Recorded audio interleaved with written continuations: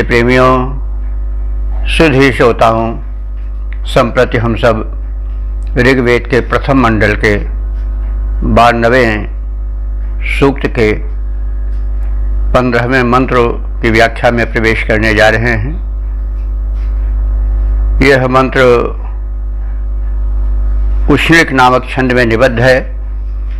मंत्र दृष्टा ऋषि हैं गौतम राहुगण और देवता हैं उषा। मंत्र का शीर्षक अथवा विषय है उषा से सौभाग्य की कामना। उषा का देवस्वरूप अथवा उनका देवता का जो कॉन्सेप्शन है, तद विषय का उदाहरण है, उससे हम सब परिचित हो चुके हैं। उषा प्रातकाल का झुलफुला काल होता है। उस समय शक्ति का स्रोत प्रकृति में फूट पड़ता है और जो ऑक्सीजन लेवल है जिसकी बड़ी चर्चा आजकल है, वो उषा काल में प्रचुर मात्रा में होता है, जो कि स्वास्थ्यप्रद होता है, चेतनाप्रद होता है।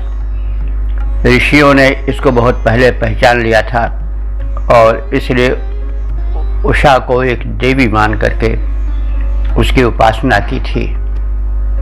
तो और यह तो हम लोग जान चुके हैं कि सृष्टि शक्ति से चल रही है और भिन्न भिन्न समयों में भिन्न भिन्न शक्तियां जागृत होती हैं। उषा और निशा दोनों बहन हैं, तो दोनों शक्ति के स्रोत हैं। निशा में व्यक्ति जो है वो विश्राम करता है और शक्ति का संचयन करता है, और उषा काल में प्रकृति में व्याप्त शक्ति का प्रवाह सक्रिय होता है। इन सब बातों को ध्यान में रख करके ऋषियों ने प्रातः जागरण को बड़ा महत्व दिया है और कर्म में लग जाने को बड़ा महत्व दिया है। हमें इन सब नियमों पर आना होगा यदि हमको स्वस्थ जीवन और सुखी जीवन, कर्मठ जीवन बिताना है। तो उषा से सौभाग्य की कामना इस अर्थ को वहन करने वाले मंत्र का सर्वप्रथम पाठ हो जाए। ओम युक्ष्वाहि वाजनीवत्याश्वा अद्यारुणा उषः अथा नो विश्वा सौभगान्या वह। शब्दार्थ से परिचय प्राप्त करें। वाजिनी वती उषा। वाज कहते हैं शक्ति को भी, वाज कहते हैं अन्न को भी, और वाज जो है वो सौभाग्य को भी कहते हैं, वैभव को भी कहते हैं। तो ये सभी अर्थ लागू होते हैं इस प्रसंग में। तो वाजिनीवती का अर्थ हुआ कि जो कि वाज से युक्त है, यानी जो कि शक्ति से युक्त है, जो कि अन्न से युक्त है, धन धान्य से युक्त है। तो ऐसी उषा हे वाजिनीवती उषा। वाजिनी वाज घोड़े को भी कहते हैं। तो यहाँ पर उषा को कर्मक क्षेत्र में बुलाया जा रहा है, यज्ञ में बुलाया जा रहा है, तो उसके लिए वाहन की आवश्यकता है। इसलिए यहाँ पर वाहन, अश्वों के वाहन वाली उषा का अर्थ भी सटीक होगा। और बुलाया जाता है तो जिसमें शक्ति होती है उसे बुलाया जाता है, कमज़ोर को कोई नहीं बुलाता है। और जिसमें समृद्धि होती है, संपत्ति होती है, अन्न धन धान्य प्रदान करने की शक्ति होती है, उससे कुछ हम पा सकते हैं, उसको आमंत्रित किया जाता है। तो ऋषि जो है ऐसी उषा को आमंत्रित कर रहा है, संबोधित कर रहा है कि हे वाजिनीवती उषा, हे अश्वों वाली, शक्तिशाली, वैभवशाली, अन्न धन प्रदायिका उषा। तो यहाँ पर वाजिनीवती कहा गया है, तो घोड़े के अर्थ में, अश्वों के अर्थ में हम ले गए हैं। तो उषा वास्तव में कोई सही घोड़े पर चढ़कर दौड़ने वाला नहीं है, तो उसको एक अभिप्राय रूपक के रूप में, आलंकारिक रूप में वर्णन किया जाता है। तो उषा प्रभात काल का झुलफुला समय होता है। उस समय सूर्य का अरुण बिंब झांकता सा प्रतीत होता है, प्राची के वातायन से, झरोखे से किरणें छोटी छोटी लघु लघु फूटने लगती हैं, और उन्हीं को ऋषि ने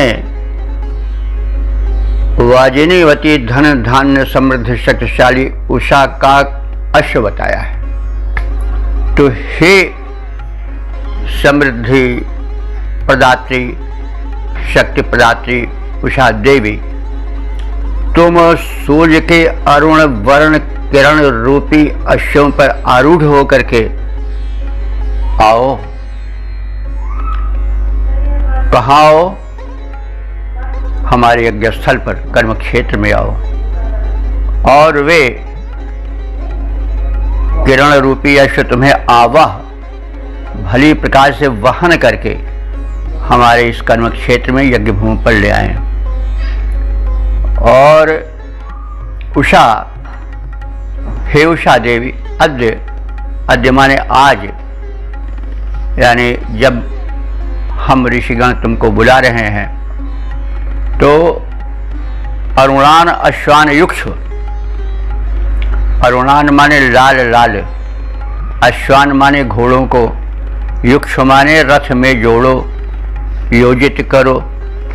तो लाल लाल घोड़े क्या होंगे, जैसा अभी बताया गया है, जो प्रभातकालीन उदय के समय की रवि की अरुण वर्ण किरणें होती हैं, वही उषा के अश्व हैं, और उषा देवी उन्हीं पर आरूढ़ होकर के आए, उन्हीं को अपने रथ में जोते। अथ माने और, यह अव्यय है, और एक बात समाप्त हो जाने पर दूसरी बात को प्रारंभ करने के लिए प्रायः अथ शब्द का प्रयोग होता है। तो अनुरोध किया गया उषा से कि वह अरुण वर्ण के किरण रूपी अश्वों पर आरूढ़ होकर के आए। इस बात को कह देने के पश्चात अथ लगाया गया कि और आकर के वो क्या करे, नह माने हम सब उपासकों के हेतु, विश्वास सौभाग्यानि, विश्वा माने संपूर्ण सौभाग्यों को, जिससे कि व्यक्ति भाग्यशाली माना जाए, वो सब धन धान्य आदि हैं। तो उन समस्त सौभाग्यशाली वस्तुओं द्वारा हमको धन्य बनाओ, और आवह उनको अपने साथ वहन करके लाओ, यानी ढो करके लाओ। कहने का मतलब कि हे वैभवशाली, शालिनी, अश्वों वाली, शक्ति संपन्ना उषा देवी, तुम अरुणाभ अश्वों को अर्थात किरणों को अपने रथ में जोतो, हमें विश्व के समस्त सौभाग्य आकर के प्रदान करो, और हमारे जीवन को, हमारे कर्म क्षेत्र को, हमारे याज्ञिक महोत्सव को संपन्न करो, सफल बनाओ, ऐसी आपसे प्रार्थना है। अब इसका हम छंदोबद्ध प्रारूप देख लें। उषा देवी, अश्वों वाली, धन धान्यशाली तुम हो बड़े प्रभाव, हो बड़ी प्रभावशाली, शक्ति बड़ी भारी है। रथ है तुम्हारा दिव्य, लाल लाल किरणों के अश्वजाल जोड़ो, दिव्य महिमा तुम्हारी है। आवो यज्ञ मंडप में तुमको बुलाते हमको तुम्हारी शक्ति सुविदित सारी है। विश्व के समस्त श्रेष्ठ सौभाग्य को साथ लावो, हमको प्रदान करो, विनती हमारी है। ओम ओम। वेद प्रेमियों, सुधी श्रोताओं, संप्रति हम सब ऋग्वेद के प्रथम मंडल के 92वें सूक्त के 16वें मंत्र की व्याख्या में प्रवेश करने जा रहे हैं। यह मंत्र उष्णिक नामक छंद में निबद्ध है। मंत्र दृष्टा ऋषि हैं गौतम, राहुगण और देवता हैं अश्विनी कुमार। इस मंत्र में देवता बदल गए हैं।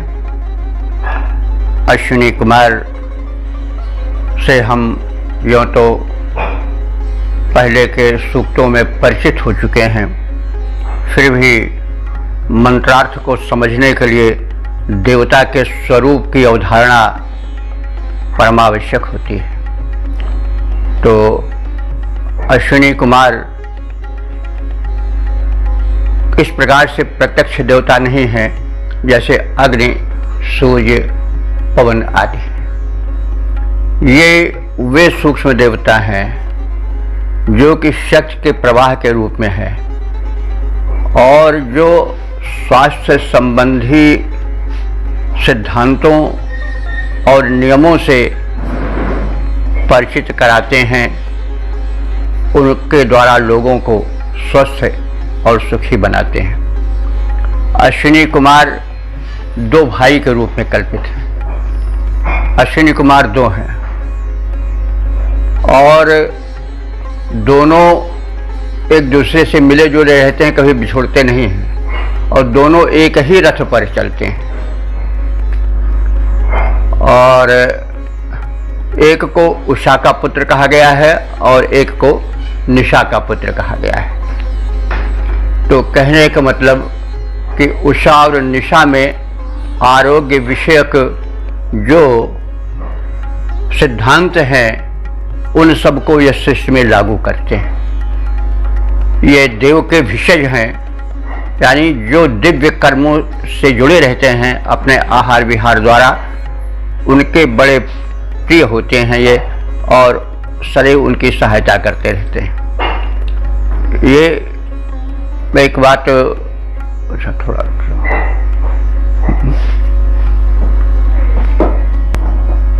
अश्विनी कुमार दो हैं, इस विषय में स्पष्ट कर देना आवश्यक है कि दो क्या है। अश्विनी कुमार देव भिषज हैं, तो भिषज का दो प्रारूप होता है। एक तो स्वास्थ्य के नियमों को बताता है और दूसरा यदि किन्हीं कारणों से शरीर रुग्ण हो गया तो उसको औषधि प्रदान द्वारा दूर करता है। तो यज्ञ का दो व्यक्तित्व होता है, वही दो व्यक्तित्व अश्विनी कुमार के दो रूप हैं। आजकल के भिषज कला में जो सांप्रतिक चिकित्सा पद्धति चल रही है उसमें डॉक्टर लोग एक रोग के लक्षण जान करके दवा तो दे देते हैं, लेकिन स्वास्थ्य के नियमों के पालन के विषय में सावधान नहीं करते हैं। इसलिए चिकित्सा पद्धति अधूरी रहती है। वैद्य को चाहिए कि उसका दोनों व्यक्तित्व सक्रिय रहे, साथ साथ चले, जैसे अश्विनी कुमार साथ साथ चलते हैं। वैद्य जो है वह उपचार तो दे ही, उसका एक रूप औषधीय हो और दूसरा रूप पथ्य से संबंधित हो, अर्थात वो जीवन शैली बतावे, क्या भोजन करना चाहिए क्या नहीं करना चाहिए यह बतावे। मात्र लक्षण शामक औषधि देकर ही संतुष्ट न रहे, यह बड़े बड़े अनर्थ का कारण बन जाता है। प्रायः लक्षण दब जाते हैं, रोगी समझ लेता है कि हम स्वस्थ हो गए, जबकि यह बात नहीं है।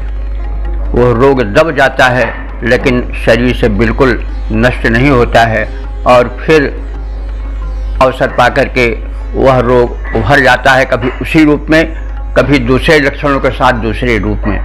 यह बात वैदिक ऋषियों ने बहुत पहले पहचाना था और इस बात को उन्होंने मंत्र के माध्यम से सांकेतिक रूप में व्यक्त किया है। अश्विनी कुमार के विषय में सायणाचार्य का कहना है कि ये दोनों जो हैं सूर्य और चंद्र के रूप में हैं, और सूर्य और चंद्र दोनों यानी ग्रह रूप में तो चंद्रमा पृथ्वी के सबसे निकट है, नक्षत्र रूप में सूर्य सबसे निकट है और धरती को जीवन देने वाला है। एक उष्ण है, एक शीत है। तो इस प्रकार से अश्विनी कुमारों को सूर्य और चंद्र इन रूपों में कल्पित किया है, माना है, मान्यता दी है। और हरिशरण सिद्धांतालंकार जी जो कि वेद के भाष्यकार हैं, उन्होंने इन्हें साथ साथ नासिका में प्रवाहित होने वाली, नासिका में दो छिद्र होते हैं एक ही नाक में, एक चंद्रस्वर होता है, दूसरा सूर्यस्वर होता है। चंद्रस्वर बाईं नासिका में होता है और वो शीत प्रदान करता है शरीर को और उष्णता को समाप्त करता है, और दाईं नासिका वाला सूर्यस्वर है, वो शरीर में उष्णता जगाता है। इसलिए एक स्वर विज्ञान एक अलग विज्ञान है, उस विषय में अब यहाँ कहेंगे तो बड़ा विलंब लगेगा, कभी अवसर होगा तो हम उसे भी बता देंगे। इसीलिए भोजन के बाद किस करवट लेटा जाए, प्राय बायां करवट लेने से सूर्यस्वर चलता है और उस समय अग्नि तत्व की प्रधानता होनी चाहिए भोजन पचाने के लिए। तो ये सब बड़े सूक्ष्म सिद्धांत हैं। तो किस करवट कब लें, कोई युद्ध वाला प्रसंग हो तो सूर्यस्वर चले तो ज़्यादा सफलता मिलेगी, शांति प्रसंग हो, उपदेश आदि देना हो तो उस समय चंद्रस्वर अगर सक्रिय रहता है तो अधिक सफलता मिलती है। तो सूर्य मतलब दो स्वर हैं जिसको चंद्र और सूर्य स्वर कहा जाता है, जो कि वाम नासिका और दक्षिण नासिका से चलता है। प्रायः एक ही स्वर संचरित होता है, वही सक्रिय होता है। दोनों स्वर कभी कभी चलते हैं और वह योग साधना में बड़ा महत्व रखता है। उसको सुषमना नाड़ी जब सक्रिय होती है तब दोनों स्वर चलते हैं। तो ये सब स्वर विज्ञान है, कभी अवसर होगा तो हम विस्तार से बता देंगे। अब हम आगे मंत्र की ओर अपनी गति बढ़ा रहे हैं। मंत्र में देवता का स्वरूप की अवधारणा की बड़ी आवश्यकता होती है, इसलिए थोड़ा रुक जाना पड़ता है। तो मेरे विचार से आप सब अश्विनी कुमार क्या है, तद विषयक ऋषि की अवधारणा क्या है, यह स्पष्ट हो गया होगा। और अब इसी की छाया में हम मंत्रार्थ का अवलोकन करें। ओम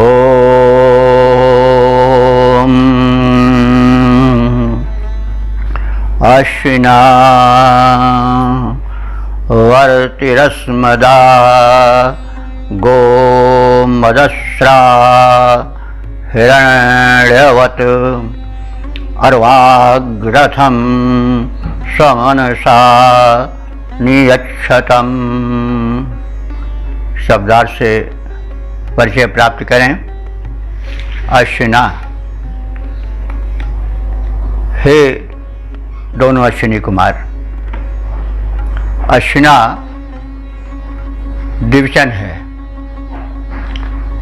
ये अगर लौकिक संस्कृत में होता तो अश्विनव होता, लेकिन वैदिक संस्कृत में अश्विना हो जाता है। ये थोड़ा व्याकरणिक भेद है दोनों भाषाओं में।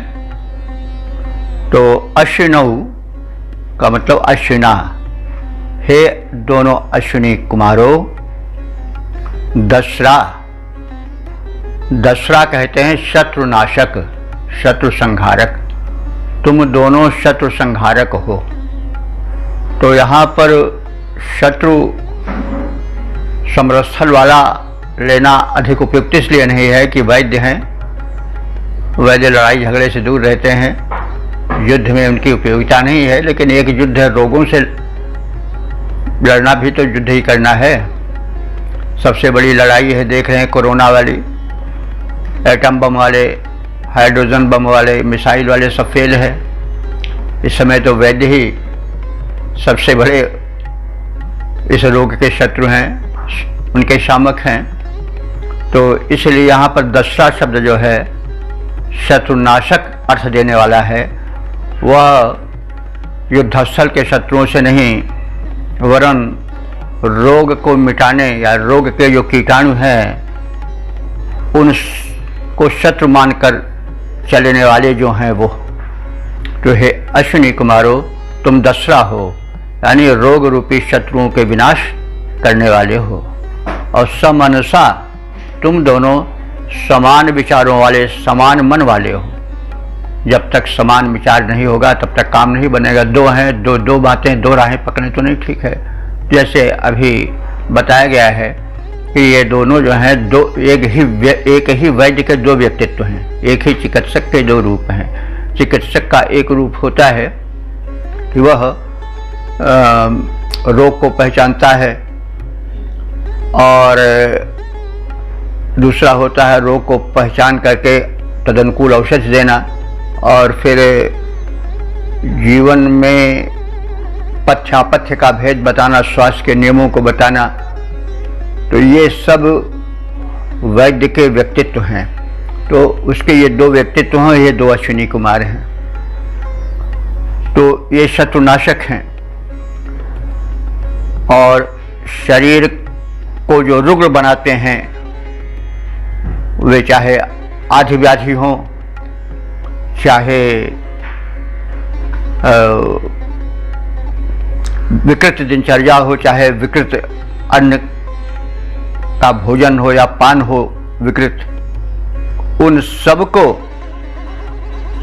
समनसा माने एक विचार से, एक ही व्यक्तित्व होकर के, दो के एक ही व्यक्तित्व होकर के उसको दूर करने का उपाय बताते हैं। इसलिए समनसा शब्द यहाँ पर, यानी समान मनोवृत्ति वाले।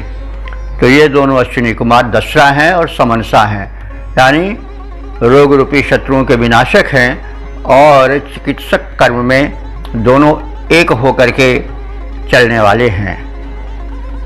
और फिर उनका वैशिष्ट्य क्या है कि गोमत, गो माने होता है गाय, गोधन बहुत बड़ा धन माना जाता था, अथवा गोमत माने, गो माने इंद्रिय भी होता है। तो ये सबल इंद्रिय वाले हैं। जब वैद्य की इंद्रियां सबल होंगी तभी तो वह अच्छी तरह से ध्यानपूर्वक पूरी मेधा शक्ति लगा करके जो है रोग को पहचान सकेगा और उपचार सुनिश्चित कर सकेगा। तो इसलिए वो, हे अश्विनी कुमारों, तुम गोमत हो, यानी सशक्त इंद्रिय वाले हो। क्योंकि ज्ञान योगी वैद्य रोगी सूर्य पीछी घावरे, अगर वैद्य रोगी है तो फिर ज़रूर कुछ उसमें कमी है। तो इसलिए वैद्य को भी सबसे पहले गोमत माने सशक्त इंद्रियों वाली होना चाहिए। अथवा जब शरीर स्वस्थ रहेगा तो गोधन, जो सबसे बड़ा धन था वैदिक युग का, वो मिलेगा। और वो गोमत हैं, यानी उनके पास गोधन भी है। जब स्वास्थ्य रहेगा तो गोधन मिलेगा ही। इस रूप में भी हम उसका आशय निकाल सकते हैं। और हिरण्यवत, हे अश्विनी कुमारों, तुम सुवर्ण से भी संपन्न हो, अथवा सुवर्ण के समान स्वास्थ्य के धन से संपन्न और उसको देने वाले हो। वत लगता है और वान जो लगता है वो आधिकारिक अर्थ में लगता है। जैसे भाग्यवान माने भाग्य वाला, धनवान धन वाला, उसी आधार पर वत होता है। तो हिरण्यवत माने सोने अर्थात संपत्ति समृद्धि वाले, तो स्वास्थ्य ही सबसे बड़ा धन है, हेल्थ इज वेल्थ। और जो वैद्य हैं, अश्विनी कुमार हैं, वो स्वर्ण प्रदान करने वाले हैं।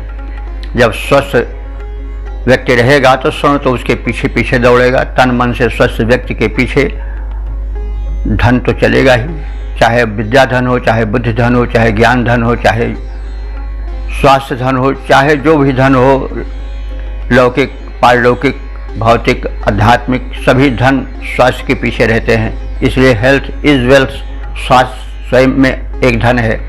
तो तुम जो हो वो गोमत हो, सबल इंद्रिय वाले हो या सबल इंद्रिय बनाने वाले हो, अथवा गोधन प्रदान करने वाले हो, हिरण्यवत स्वर्ण की तरह सुनहरे शरीर वाले हो, स्वस्थ शरीर वाले हो और स्वस्थ शरीर प्रदान करने वाले हो, अथवा स्वर्ण हिरण्य माने कंचन धन धान्य को भी देने वाले हो। इस प्रकार से हम शब्दार्थ कर सकते हैं, उससे भाव से में प्रवेश कर सकते हैं। और इस प्रकार से हे अश्विनी कुमारो, तुम सबल हो, समर्थ हो, सशक्त हो, तो असमत वर्ति अब अपना उद्देश्य बता रहा है ऋषि अथवा उपासक कि इन वैशिष्टों से युक्त आप सब हे दोनों अश्विनी कुमारो, असमत माने हमारे, वर्ति माने घर में, माने आ जाओ। वर्ति माने घर इसलिए है कि उसमें आदमी, वर्ति माने व्यवहार, वर्तन, आवर्तन करता है, घर में आता जाता है, व्यवहार करता है, इसलिए उसको वर्ति कहा गया है। तो वर्ति माने आवास या घर। तो तुम हमारे घर में आओ, हमारे शरीर रूपी भवन में आओ, अथवा हमारे यज्ञस्थल में आओ, अथवा हमारे कर्म क्षेत्र में आओ और हमारी सहायता करो। इस प्रकार से हम अर्थ की व्यापकता को ले सकते हैं। हे दोनों अश्विनी कुमारों, तुम अस्मत् माने हम सबके, वर्ति माने व्यवहार वर्तन के स्थल घर में अथवा कर्म क्षेत्र में हमारी सहायता के लिए, हमारे प्रसन्नता के लिए, हमारे सुख और स्वास्थ्य के लिए आप पधारो। हमारे कर्म क्षेत्र में, हमारे घर में, हमारे शरीर रूपी भवन में आपका आगमन हो। रथम अर्वाक, अर्वाक कहते हैं समक्ष। रथ को, अपने रथ को हमारे समक्ष प्रेरित करो, यानी हमारी ओर ले आओ, चलाओ, गतिशील करो। तो हमारे घर की ओर, हमारे शरीर की ओर, हमारी दिशा में आप आओ। कहने का मतलब आप हमसे प्रार्थित हो जाओ और हमारे हित के लिए हमारे कर्म क्षेत्र में अपने रथ को चलाओ, यानी उसमें शीघ्र आ जाओ और हमारे सहायक बन जाओ। इस प्रकार से हे अश्विनी कुमारों, तुम दोनों शत्रुओं को, यहाँ पर शत्रु से मतलब रोग रूपी शत्रुओं के नाश करने वाले हो। और तुम दोनों हे अश्विनी कुमारों समान विचार वाले हो, यानी तुम में मत वैभिन्न नहीं होता, तुम्हारा व्यक्तित्व विभाजित नहीं है, बटा हुआ नहीं है, परस्पर विरोधी नहीं है। तो तुम समान विचारों वाले, समान चिंतना वाले, मिलजुल कर काम करने वाले हो।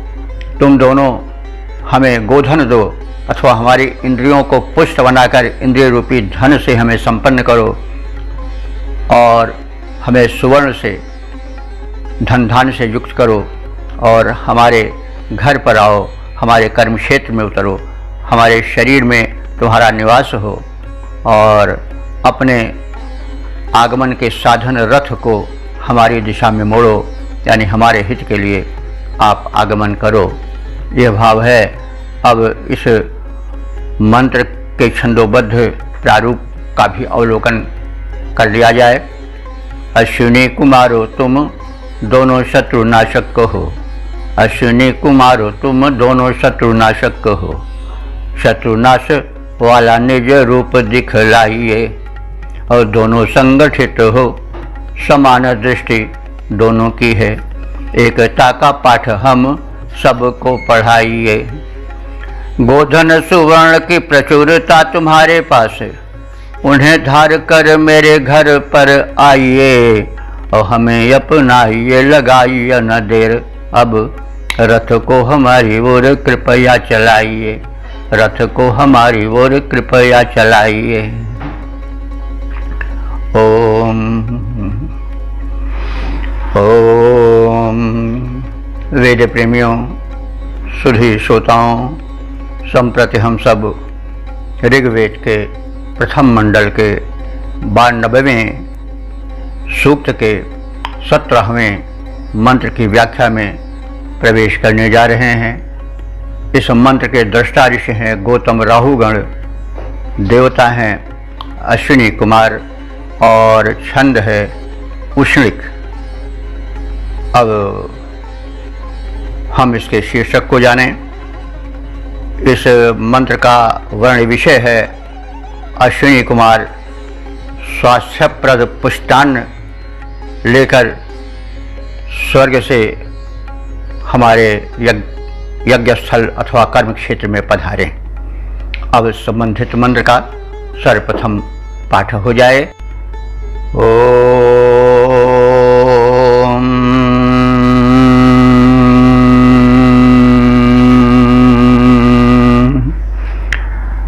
या वित्था श्लोकमा दिवो ज्योतिर्जनाय चक्रथुः आन ऊर्जं वहतमश्विना इवम्। शब्दार्थ से परिचय प्राप्त करें। अश्विना, हे दोनों अश्विनी कुमारों। पित्था माने इस प्रकार, यौ माने जो तुम दोनों, यह यौ तो इस प्रकार जो तुम दोनों अश्विनी कुमारों। श्लोकम, श्लोक कहते हैं प्रशंसनीय सराहनीय को। श्लोक हम लोग जानते हैं एक प्रकार का छंद है, भाई ये श्लोक पाठ कर रहे हैं, लेकिन उसका शब्दार्थ होता है प्रशंसा या प्रशंसित, सराहनीय। तो यहाँ पर सराहनीय के रूप में श्लोक शब्द का प्रयोग हुआ है, तो श्लोक है वो। तो श्लोक, तो श्लोकम ज्योति, तुम्हारी जो ज्योति है, ज्योति माने प्रकाश, प्रकाश का, ज्ञान का प्रकाश, औषधीय ज्ञान का प्रकाश जो है वह श्लोकम माने सराहनीय है, प्रशंसनीय है। और दिवह जनाय चक्रथु, उस अपने प्रशंसनीय ज्ञान को तुम दोनों ने दिवह माने स्वर्ग से आकर के, जनाय माने जनहित के लिए, चक्रथु माने प्रसारित कर दिया है, प्रकट कर दिया है। अर्थात तुमने स्वास्थ्य विषयक औषधीय ज्ञान को लोक को प्रदान किया है, लोग उससे परिचित हो चुके हैं। यह तुम्हारा विशिष्ट कार्य है और यह ज्ञान स्वर्गीय ज्ञान है। और अब तुम दोनों हमारे लिए क्या करो। युवम माने तुम दोनों, नह माने हम सब के लिए। तो अब तुम दोनों जनहित तो कर चुके हो, अब हम भक्तों उपासकों के लिए क्या करो। तो नह माने हम सब के लिए, युवम माने तुम दोनों। ऊर्जम आवाहतम, ऊर्जम कहते हैं ऊर्जा को, एनर्जी को, शक्ति को। तो शक्ति संपन्न अन्न, आवाहतम माने हमारे लिए लाओ, स्वर्ग से आकर हमारे लिए स्वास्थ्यप्रद अन्न लाओ। अन्न में स्वास्थ्यप्रद गुण होते हैं, वे तमाम विटामिन्स, मिनरल्स आज होते हैं जो शरीर में जा कर के शरीर की क्षतिपूर्ति करते हैं और उनसे शरीर जो है वह चलता है। तो अन्न का व्यापक अर्थ लेना चाहिए। अद्यते इति अन्ना, अन्न का मतलब यही नहीं है कि ग्रेन्स जिसको हम कहते हैं, गेहूं चावल तक ही सीमित नहीं है। जो कुछ खाया पिया जाता है वो सब अन्न ही है। तो तुम हमारे अन्नों में, भक्षण किए जाने वाले पदार्थों में ऊर्जा भरो, क्योंकि ऊर्जा स्वर्ग से आती है। यानी स्वर्ग से मतलब हुआ आकाश से आती है। हम सब जानते हैं कि धरती पर जो ऊर्जा आती है वो सूर्य की देन है और विभिन्न नक्षत्रों की देन है, ब्रह्मांडीय देन है। और यथा पिंडे तथा ब्रह्मांडे, जैसे ब्रह्मांड में जो है वही पिंड में भी है। तो जब किसी तत्व की कमी हो जाती है शरीर में तो वह रोग बन करके आता है। एक पद्धति है औषधि की, बायोकेमिक, वो होम्योपैथी की एक शाखा है। उसमें 12 औषधियों में समग्र रोगों की दवा है।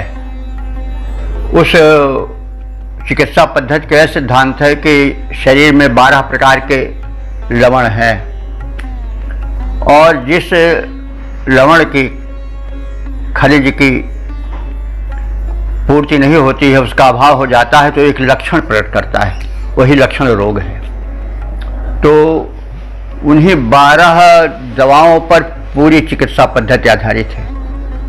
तो वो जो शक्ति पदार्थ जिससे कि हमारा प्राणियों का शरीर बनता है, तो वे जब तक शक्तिप्रद पदार्थ जो कि आहार के द्वारा हमको प्राप्त होते हैं, शरीर उनको शोषित करके रक्त में मिलाता है, फिर धातुएं बनती हैं, तो वे सब जब पूर्ण रूप से अपने भीतर संचित पदार्थों को शरीर को देते रहते हैं तो शरीर स्वस्थ रहता है। जब उन तत्वों का अभाव हो जाता है तो एक लक्षण प्रकट होता है, उसी को रोग कहते हैं। तो यहाँ पर जो प्रसंग आया है वो ये आया है कि अश्विनी कुमार स्वर्ग से आए और अपने साथ पुष्ट ऊर्जाप्रद अन्न लाएं।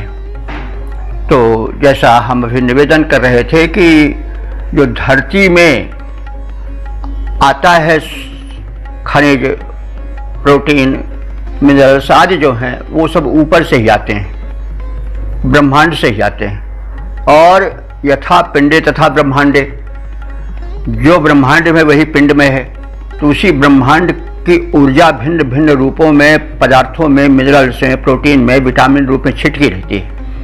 और वो जब शरीर को आहार के माध्यम से प्राप्त होती रहती है तो शरीर पुष्ट और सशक्त रहता है। तो वही बात, वही विज्ञान इस मंत्र में समझाया जा रहा है कि हे अश्विनी कुमारों, तुम स्वर्ग से आते हो, स्वर्ग से ब्रह्मांडीय ऊर्जा लाते हो, उसको तुम हमारे अन्नों में प्रविष्ट कराओ और हमें जो ऊर्जस्वल अन्न मिले उससे तुम दोनों आवाहतम वहन करके, ढो करके, कृपा करके हमारे पास लाओ। तो इस प्रकार से हे अश्विनी कुमारों, तुम दोनों ने प्रशंसनीय प्रकाश यानी स्वास्थ्य विषय ज्ञान को द्विलोक से आकर के जनता के हित के लिए प्रसारित किया है। तो जनहित तो तुम कर चुके हो, अब मेरा हम उपासकों का व्यक्तिगत हित भी करो और तुम दोनों हमारे लिए ऊर्जोत्सल, ऊर्जोत्पादक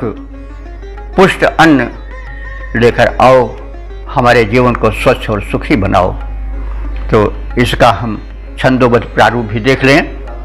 अश्विनी कुमारो तुम ज्ञानी दानी धीर वीर, अश्विनी कुमारो तुम ज्ञानी दानी धीर वीर, पुष्ट अन्न मानवों के तन को बनाते हो, परिपुष्ट मानवों के तन को बनाते हो। जनहित है प्रधान, जनहित है प्रधान नेत्रों में तुम्हारे देव, लोक हेतु अंबर में तेज प्रकटाते हो।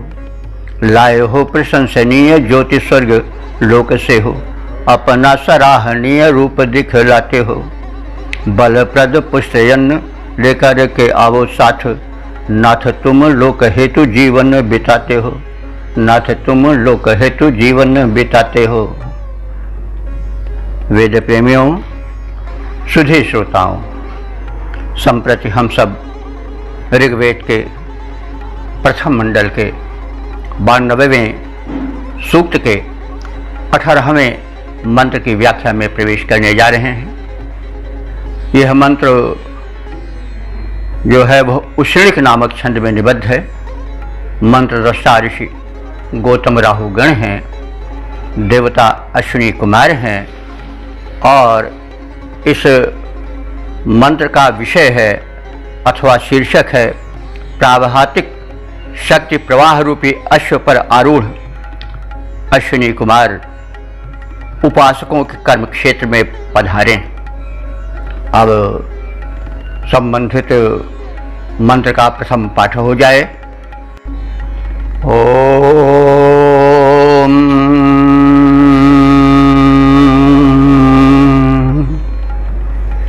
एह देवा मयो भुवा दस्रा हिरण्यवर्तनी उषर्बुधो वहन्तु सोम पीते। शब्दार्थ से परिचय प्राप्त करें। उषर्बुधा, उषर्बुधा माने उषा काल में जग जाने वाले। ये कौन है, किसका विशेषण है उषर्बुधा? यह देवरूप शक्ति के प्रवाहों से संबंधित है। अश्व शक्ति को भी कहते हैं, शक्ति की गणना अश्व से होती, हार्स पावर आज भी कहा जाता है। तो उषर्बुधा जो स्वास्थ्य प्रद शक्ति का प्रवाह है, वो उषर्बुधा माने प्राभातिक बेला में उषा काल में जागृत हो जाता है। मतलब क्या हुआ कि जो प्राभातिक बेला है, उषा काल की बेला है, झुलफुले काल की बेला है, तो आप ब्राह्म बेला है, ब्राह्म मुहूर्त है, यह बड़ा ही शक्तिप्रद होता है। क्योंकि इस समय अगर आज की भाषा में हम कहें समझें तो ऑक्सीजन लेवल बहुत अधिक होता है। वनस्पतियां जो दिन का कूड़ा कचरा होता है, जो अनेक दूषित वायु होते हैं, कार्बोहाइड्रेट या इस प्रकार के रूप में जो हानिप्रद हैं, वे सब सोख ली जाती हैं। और जो वृक्ष वनस्पतियां हैं वो ऑक्सीजन भर देती है वातावरण में। यह नियम है प्रकृति का। तो यह जो प्राभातिक बेला होती है, झुलफुले वाली बेला, उषा काल जो होता है, उसमें ऑक्सीजन लेवल बहुत पर्याप्त मात्रा में होता है और शरीर के सुचारू संचालन के लिए प्राणवायु की बड़ी आवश्यकता होती है। इसीलिए ऑक्सीजन को प्राणवायु कहा जाता है। आप सब जान रहे हैं कि प्राणवायु अगर 2 मिनट न मिले तो शरीर में प्राण नहीं रहेंगे। तो इसकी महत्ता सब लोग जानते हैं। ऋषियों ने इसको बहुत पहले पहचान लिया था। इसलिए संसार के साहित्य में उषा का वर्णन इस प्रकार कहीं नहीं कि उसको अलग से देवता मान करके उसकी पूजा की जाए। लेकिन हमारे त्रिकालदर्शी ऋषियों की मेधा ने इस काल की महत्ता को पहचाना और उसको देवत्व प्रदान किया। और शक्ति स्वयं स्त्रीवाची शब्द है, एनर्जी, शक्ति। तो उषा शक्ति प्रदा देवी है, इसलिए कि उसमें ऑक्सीजन लेवल बहुत अधिक होती है। और हम जब किसी को देवत्व प्रदान करते हैं तो उसके प्रति श्रद्धा और समर्पण जागृत हो जाता है। इसलिए इन प्रकृति की संचालिका सुशक्तियों को देवत्व प्रदान किया गया है। इसका भी एक महत्व है।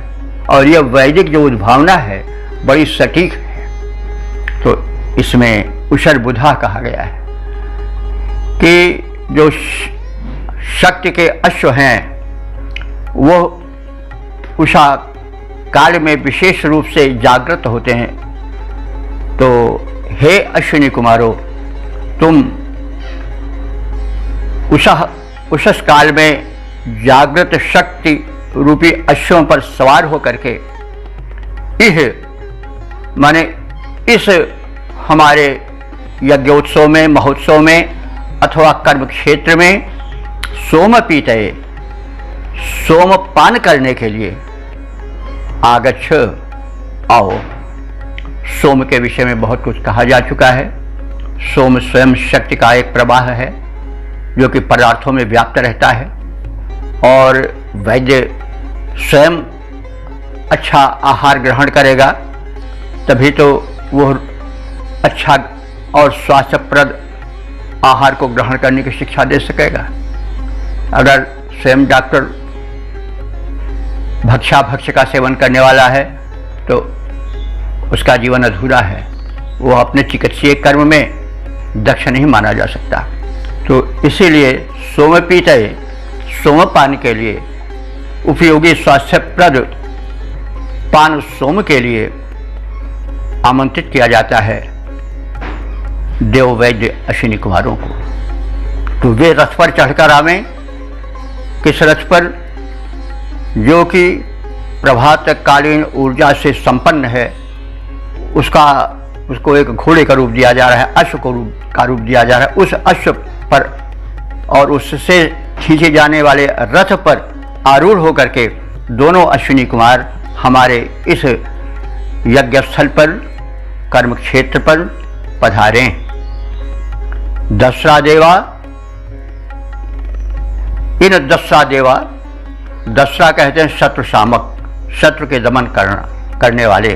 देवा माने देव, ये दोनों देव यानी अश्विनी कुमार दसरा हैं, दुष्ट शक्तियों को, रोगों को दमन करने वाले हैं, उनका संहार करने वाले हैं। तो इन दोनों रोग रूपी शत्रुओं के संहारक अश्विनी कुमार देवों को ये प्रातःकालीन जगने वाले जो शक्ति के अश्व हैं वे लाए हैं हमारे यज्ञ स्थल पर, हमारे कर्म क्षेत्र में।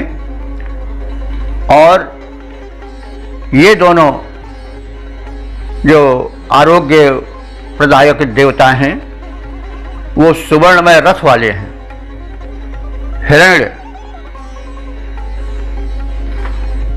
हिरण्य कहते हैं सोने को, तो सोने का मतलब हुआ चमक दमक, बहुमूल्य प्रारूप। तो ये देव जो हैं वो स्वास्थ्यप्रद हैं, स्वास्थ्य रूपी स्वर्ण के प्रदाता हैं, संपत्ति के प्रदाता हैं और स्वयं स्वास्थ्य की चमक दमक से परिपूर्ण हैं। और इनकी विशेषता क्या है देवों की? ये मयो भुआ है। मय कहते हैं सुख को, तो स्वास्थ्य सुख को भुआ माने देने वाले हैं, प्रदान करने वाले हैं। तो ये दोनों अश्विनी कुमार जो कि स्वास्थ्य सुख को प्रदान करने वाले हैं, अपने स्वस्थ शरीर के कारण हिरण्यद्युति स्वर्णिम कांति को धारण करने वाले हैं और अपने उपचार से उपचार सेवकों को, रोगियों को सुवर्ण कांति प्रदान करने वाले हैं। ऐसे देवों को ये जो है उसरबुधा उषा काल में जागृत शक्ति रूपी यश वहन करके हमारे इस यज्ञ क्षेत्र में, हमारे इस कर्म स्थल पर लाएं। आवहंतु, आवहंतु माने अच्छी तरह से भली प्रकार से ढो करके लावें, यानी उनको यहाँ पर पहुँचावें। किनको? अश्विनी कुमारों को, जिनके के गुण ऊपर कहे गए हैं वो मयाभू हैं, स्वास्थ्य का आनंद प्रदान करने वाले हैं, स्वर्णिम कांति वाले हैं और स्वर्णिम कांति को स्वास्थ्य के माध्यम से रोगियों को प्रदान करने वाले हैं, उन्हें स्वास्थ्य का दान दे करके। और दसरा हैं यानी शत्रु जो रोग हैं, जो शत्रु हैं मानव के, उनको दमन करने वाले हैं। तो इस प्रकार के देव हमारे यज्ञ स्थल पर आवें, यानी प्रातःकाल जागरणशील शक्ति के प्रवाह जो कि अश्व के रूप में यहाँ पर कल्पित किए गए हैं, कहे जा रहे हैं, उन पर आरूढ़ होकर के उनके साथ साथ अश्विनी कुमार को ये शक्ति संवाहक अश्व हमारे यज्ञ स्थल पर लाएं और ये शत्रु विनाशक स्वास्थ्य के सौंदर्य को प्रदान करने वाले अश्विनी कुमार अपने सुनहरे चमकीले स्वस्थ शरीर से हमारे इस कर्मभूमि पर, यज्ञ स्थल पर पधारें और हमें अपने सुखमय अनुदान स्वास्थ्य को प्रदान करके हमारे शरीर को स्वर्ण की तरह चमकीला बना दें, स्वस्थ बना दें, सुखी बना दें, क्योंकि ये मयोभू हैं, आनंद प्रदान करने वाले हैं, स्वास्थ्य प्रदायक हैं। तो इस प्रकार से हमने इस मंत्र के संक्षिप्त आशय और शब्दार्थ को जाना। अब इसके छंदोबद्ध प्रारूप पर भी विचार कर लें। प्रातः काल जागृत जो होते शक्ति के, प्रवाह, प्रातः काल जागृत होते जो शक्ति के प्रवाह, लाएं अश्विनी कुमारों को जो उपकारी हैं, सोमपान अश्विनी कुमारों को कराने आए, जो कि शत्रु नाशक हैं, रोग शोकहारी हैं। आरोग्य प्रदाता अश्विनी कुमार दाता दिव्य, स्वर्ण रथ पर नित्य करते सवारी हैं। आए यज्ञ भूमि पर शोभा को बढ़ाएं भूरी, आए यज्ञ भूमि पर शोभा को बढ़ाएं भूरी, संकट मिटाएं यह विनती हमारी है, संकट मिटाएं यह विनती हमारी है। वेद प्रेमियों, सुधी श्रोताओं, यह इस ऋग्वेद के प्रथम मंडल का 92वां सूक्त था, जिसमें कि कुल 18 मंत्र सम्मिलित हैं, जिनकी व्याख्या हम लोग सुन चुके हैं। और सौभाग्य का विषय है, वेद भगवान की कृपा है कि अब तक हम लोग संख्या में 1028 सूक्त की व्याख्या सुन चुके हैं। और इस प्रथम मंडल के 92वें सूक्त के 18 जो मंत्र हैं, उनके दृष्टा ऋषि तो गौतम राहुगण हैं, लेकिन छंद इसमें 3 प्रकार के प्रयुक्त हुए हैं। मंत्र संख्या 1 से 4 तक जगती छंद का प्रयोग है, 5 से 12 तक त्रिष्टुप छंद का प्रयोग है, और 13 से 18 मंत्रों तक में उष्णिक छंद का प्रयोग है।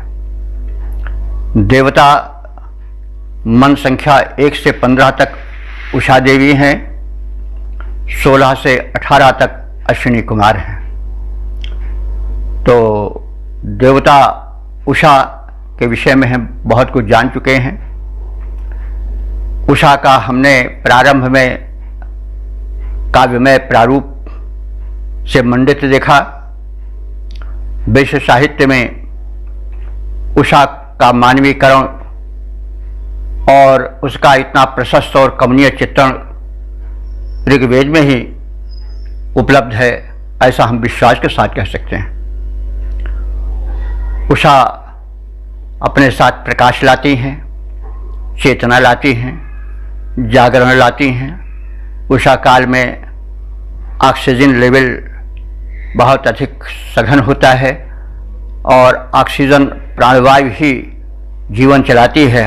इसलिए हमें उषा काल के महत्व को समझना चाहिए और वेद के इस संदेश पर ध्यान देना चाहिए, और उन ऋषियों के प्रति कृतज्ञ होना चाहिए जिन्होंने कि इसके महत्व को समझा और उषा को एक देवी के रूप में चित्रित करके उसकी उपासना के लिए पथ निर्दिष्ट किया।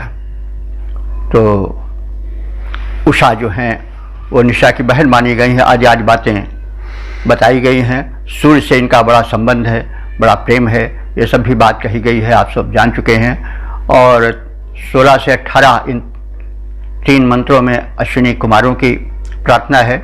अश्विनी कुमार ऋग्वेद के एक मान्य देवता हैं। लगभग 50 सूक्तों से अधिक में इनकी स्तुतियाँ हुई हैं। ये देव वैद्य हैं, ये दोनों साथ साथ रहते हैं। ये जो हैं वो वैद्य के दोहरे व्यक्तित्व, यानी एक रोग को पहचाने, अच्छी तरह से जाने, निदान करे, और दूसरा उसका जो व्यक्तित्व है वो तदनुकूल सुंदर औषधि प्रदान करे। तो यह 2 हैं। और कुछ विद्वानों के अनुसार जो सूर्य और चंद्र हैं, यही 2 अश्विनी कुमार हैं। कुछ व्याख्याकारों के, भाष्यकारों के हिसाब से जो चंद्र और सूर्य स्वर हैं नासिका के, वो ही जो हैं वो 2 अश्विनी कुमार हैं। और एक ही नाक में 2 छिद्र रहते हैं, और दोनों से एक साथ हवा बहुत कम निकलती है। कभी चंद्र स्वर सक्रिय होता है तो कभी सूर्य स्वर सक्रिय होता है। शरीर में अग्नि का प्रज्वलन तो रहता ही है, तभी शरीर ऊर्जावान रहता है।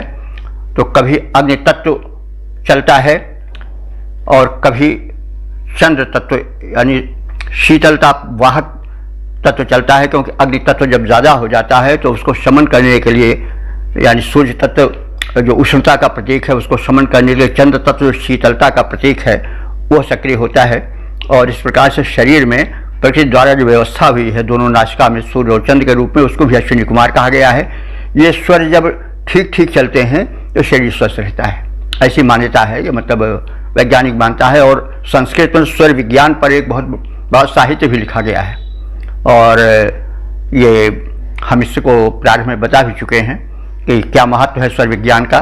जो लोग पूरा न सुने हैं वो देख लें, अश्विनी कुमार जो हैं उनकी क्या महत्ता है और उषा का क्या महत्व है, उसको ध्यान में रखें हम और तदनुकूल आचरण करें। अश्विनी कुमार जो भिषज हैं और उनके विषय में हम बहुत कुछ जान चुके हैं और आगे भी जानेंगे। और इस प्रकार से हम इस सूक्त के समापन को कर चुके हैं। अब अगले व्याख्याक्रम में हम ऋग्वेद के प्रथम मंडल के 93वें सूक्त में प्रवेश करेंगे। उस समय देवता दूसरे होंगे और उनकी महत्ता को हम जानेंगे और उनसे परिचय प्राप्त करेंगे। तब तक के लिए जय वेद भगवान। हम सब विराम लें।